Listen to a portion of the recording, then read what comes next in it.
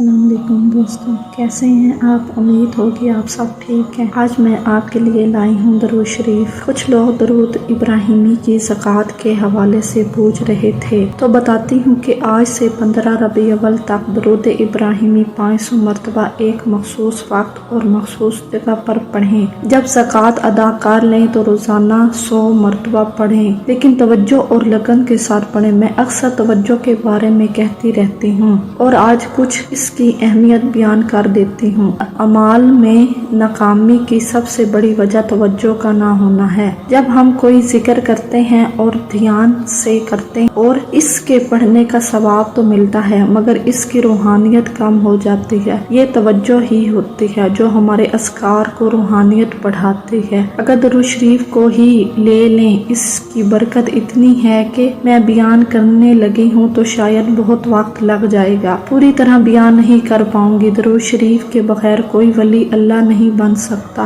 جتنے بھی ولی گزرے ہیں انہوں نے اسے اسم اعظم قرار دیا ہے۔ درود شریف ہی کی بدولت کشف عطا ہوتا ہے۔